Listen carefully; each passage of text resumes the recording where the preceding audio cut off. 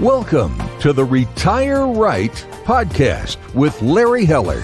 You deserve complete financial advice. There's no acceptable alternative if you want a plan to live well and on your terms. Complete financial advice equals complete peace of mind. Now, let's get into this week's podcast episode. Hello and welcome to Retire Right with Larry Heller from Heller Wealth Management. Today, Larry's brought in a great guest that is Salvatore Albanese of Salvatore Albanese Company LLC, a full-service CPA firm. Prior to starting his own firm, Sal worked at the Big 8 accounting firm of Arthur Young. Salvatore Albanese and Company has been providing accounting, tax, bookkeeping, and estate planning to individuals and businesses for over 35 years. They have offices located in New York City, Long Island, and West Palm Beach, Florida. Sal is married and has 4 daughters and lives in Oyster Bay, New York. Sal and Larry will be discussing the 2020 Secure Act law changes and providing some suggestions. Guys, this is going to be a great podcast. Take it away, Larry. Thank you, Eric. Thanks, Sal, for joining us today. So let's get right into it. So, Sal, let the audience know, what is the Secure Act? Well, Larry, the Secure Act is an act that was passed on December 20th by Congress, and basically it provides 2 things. Number one, it provides some benefits for employees, and it also provides benefits for employers trying to promote companies to offer retirement plans. So the law has given us some things, but it's also taken away some things, which we'll get into in a little bit. So why don't we start with some of the benefits that has come in. So, the first thing is automatic enrollment safe harbor cap. What have they done to that? Well, Larry, in order to promote additional savings, the Secure Act increased the contribution that you're able to make from 10% to 15% of one's salary. That increase takes into effect that as of January 1 or whenever there's a pay raise. The employee also has an option to either participate or decline that offer. Right. Since this is auto enrollment safe harbor, they would have to opt out instead of opting in. That's correct. So, and we'll talk a little bit more about auto enrollment in a few minutes. So, one of the other things that they've changed in the plan is they've made simplification of the safe harbor 401k rules.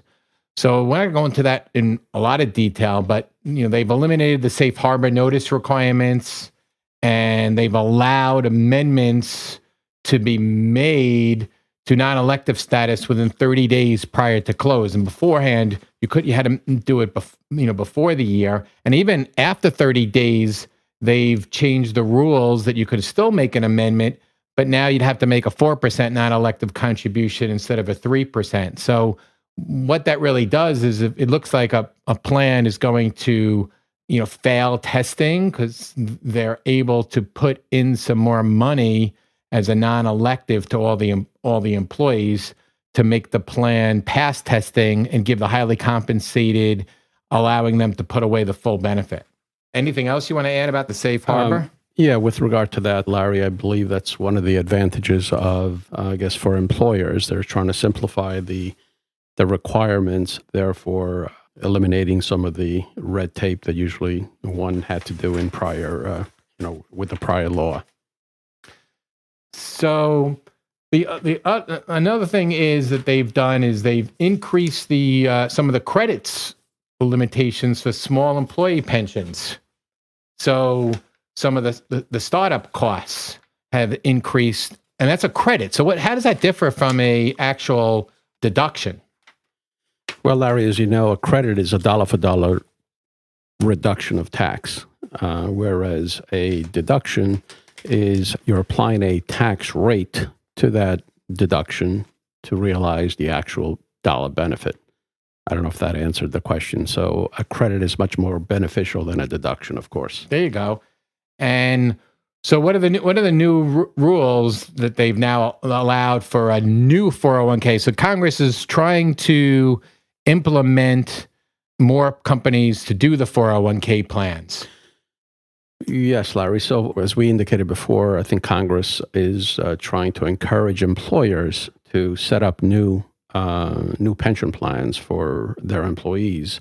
So what they've done is they're given credits. In the past, they were receiving a $500 credit for setting up a new pension plan. Well, today, that $500 is increased to $5,000 in certain circumstances. The other thing that the Act does is that encourages small business owners to adopt automatic enrollment. As we spoke before, they're giving employers an additional $500 tax credit for 3 years if they enrolled in that plan. So as you could see, I believe Congress is with this act is really trying to promote these retirement plans for the benefit of employees. Yes. So why don't we talk about some of the rules for the employees? And one of the biggest things that they've done is change the maximum age for traditional IRA contributions. Yes, absolutely, Larry. And this is a big one because the old law means, prior to January 1, 2020, once you reached age 70 and a half, you're required to take an RMD, a required minimum distribution. What they've done is they've pushed that age to 72. So they stretched, the required minimum distributions to age 72. So if you turn 70 and a half in 2020, for example, you're no longer required to take a distribution by the following April 1st. So if you turn age 70 and a half in 2020, now that law doesn't apply to you any longer. You're able to defer the RMD until age 72. That gives a tremendous opportunity for the funds to continue to be 100% reinvested and therefore generating a much higher deferred amount. Yeah. And one of the reasons they change this is they haven't changed the life expectancy tables so long. So that's one of the reasons they push that back. So a lot more planning can be done now also by waiting on to 72. One of the other things that they've done, and this is actually a push from the life insurance companies, is to allow for a lifetime income in annuities and the portability of that. So if somebody who has an IRA wants to take an income stream beforehand, they couldn't do that because if they wanted to roll that over, they would be out of luck. Now they can do that, and if they want to, be able to roll over that portability of the income stream. So, we got to be careful out there, but you may see some more annuities popping up in some of these 401k plans. So let's talk about a little bit about the modifications to the required minimum distributions, which is probably one of the bigger ones out there. Well, as I indicated before, the RMDs are now required by age 72.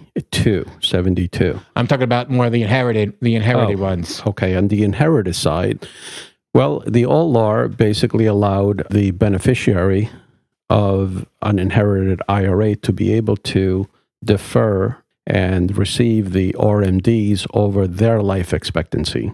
Under the new law, there are a number of exceptions to what I'm about to say. So I'm going to basically say that you're no longer able to take RMDs over your life expectancy. You're sort of required to take them over the next 10 years for most beneficiaries. There are some exceptions to it, though. So let's just focus on that for a moment. So if I am a beneficiary of an inherited IRA, I would be able to stretch it over my lifetime. And depending on my age, it could be 20, 30, 40 years under the old law. Under the current law, they're forcing you to take it over 10, which means that the annual amount of RMD is going to be probably 5 to even 5 or 6 times higher than the normal for the average person. Right, and possibly kicking them up into a much higher tax bracket over those 10-year period rather than stretching it over their lifetime. That's right. So the benefits that they gave us before, they're sort of taken away from us now in this situation. As I said, there are some exceptions. So the exceptions to the rules are that if you are a spouse of an inherited IRA, obviously the rules didn't change there. You're able to continue to take those RMDs over your life expectancy. there is another exception, and the exception is that if the beneficiary is within 10 years of the deceased age, you're also able to receive the RMDs over the lifetime of the beneficiary. The third one is if you're a minor, if you're a child receiving an inherited IRA, you're also able to stretch it, not over the life expectancy of the individual, but you're able to stretch it for 10 years plus the years that it takes for you to become legal. And that goes by state based on the various state laws. Yeah, so that's a big difference, and where there should be some planning put into that. We'll talk about some of the planning ideas in a few minutes. One thing that I do want to mention that we haven't really talked about is, and it won't really come into place until 2021, but Congress has put in what's called a PPL, where now they have what's called MEPs, modified. Don't remember exactly what the MEP stands for, but it allows related companies to be able to combine and do one 401k plan. Multiple employee plans. There you go. Multiple employer plans. Right. Okay. So now they're going to change that rule starting 2021 that you can have unrelated companies come together. So, which would reduce the administrative costs and encourage some smaller companies to put a retirement plan in place. So we've got some time on that, and we may actually have another podcast before 2021 just on that, because it will be very interesting, but that doesn't come into place until January 1st, 2021. One other minor issue on the retirement plans is that, just to be careful, now an employee, he works 500 hours a week for 3 consecutive years would now be eligible for deferrals, where beforehand they had to work 1,000 hours a year to be eligible. So they still may not be eligible for some of the profit sharing contributions, but they'd be eligible to do some deferrals. So I want to talk a little bit about some of the... A correction on that? Sorry. So you said 500 hours a week. That's impossible. I know, 500 hours a year. You meant 500 hours a year, yes, whereas in the past it was 1,000 hours per year. Yes. Yeah. So why don't we talk a little bit about some of the penalties now that they put into place? So, they want to encourage the filing of timely and accurate information. Larry, as we said before, some of the negatives of the Secure Act is that even though they're promoting retirement plans, they also have increased significantly the penalties.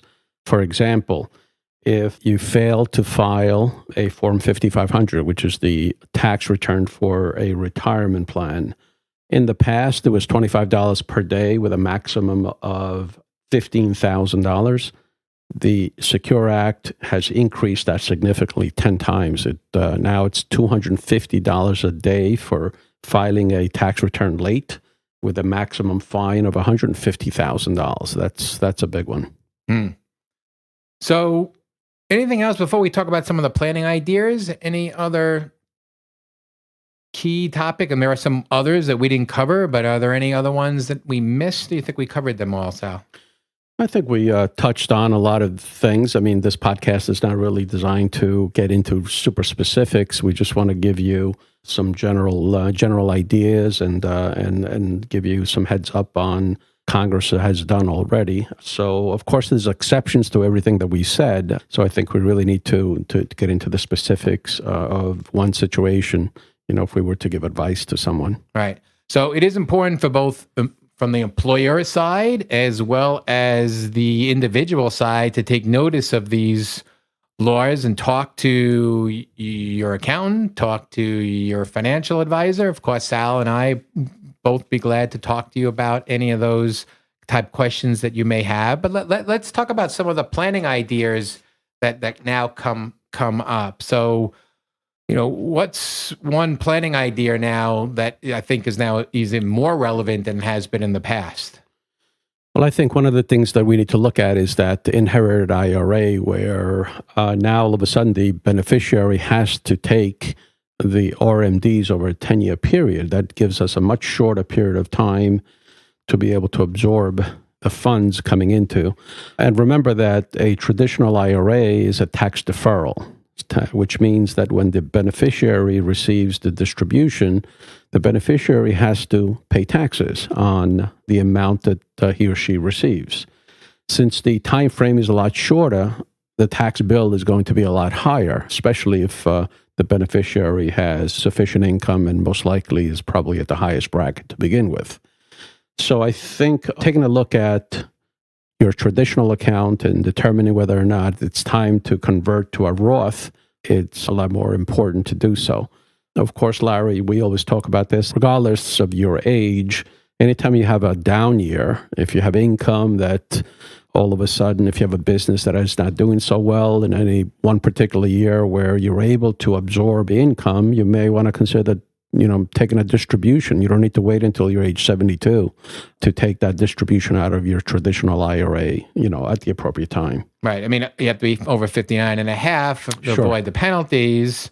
But you make a very good point that if you are out of work or you had a business that you didn't have a good year, so you made no income, don't lose sight of that. May be a great year to take money out of your traditional and possibly convert that over into a Roth.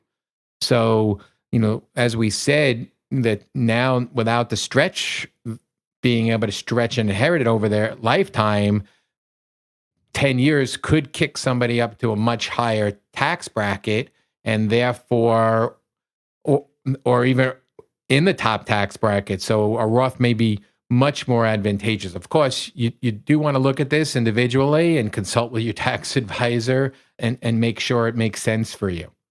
So let's talk about some of the other planning ideas. And again, this is not for everybody. Each one of the ideas we're talking about, it really would have to make sense for you specifically. But I think there's some planning ideas to do with charity. I don't think we really want to get into all the specifics of that, Sal, but one of the things that you can do is some type of charity trust. Do you agree? Oh, absolutely. Setting up a charitable remainder trust, for example, that there are tremendous opportunities and benefits of doing so, receiving income for a longer period of time, and ultimately donating the principal to your favorite charity is a good way to go. Right. And the other one is really something also to look out now. As we said, from the inherited IRAs, that you have to take it out over 10 years and possibly kick up into a much higher tax bracket, your children or your grandchildren, who's ever inheriting the IRAs, unfortunately may have to pay some additional taxes. So there may be opportunities where it makes sense to look at some second to die insurance policies to offset some of those taxes. Sure, absolutely. And of course, that life insurance policy, I would consider putting it into what we call an ILIT, or an irrevocable life insurance trust. Right. And some of the ways possibly to pay for it would be with after-tax dollars, or even pulling out small amounts out of your IRA if you're a low tax bracket and you've already, retired. So those are three that we've touched upon. There are definitely others. So this is relatively new, the Secure Act, and will be coming into place more and more going forward.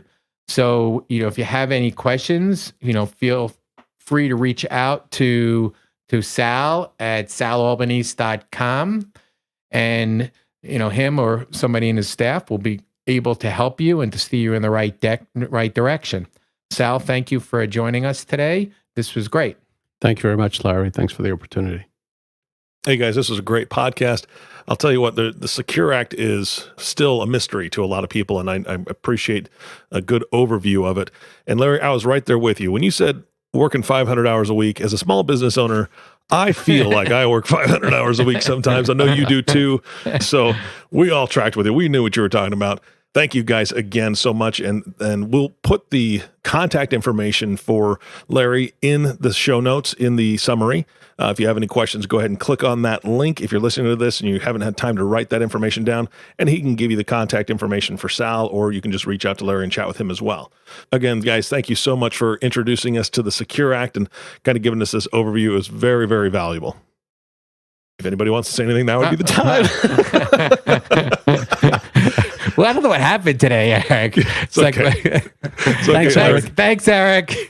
You bet, guys. And thank you all for listening to the Retire Right podcast with Larry Heller. If you have not subscribed to the podcast yet, please click the subscribe now button below. This way, when Larry comes out with a new podcast, it'll show up directly on your listening device. This makes it much easier to share these podcasts with your friends and family. Again, thank you for listening today. For everyone at Heller Wealth Management, this is Eric Johnson reminding you to live your best day every day. And we'll see you next time.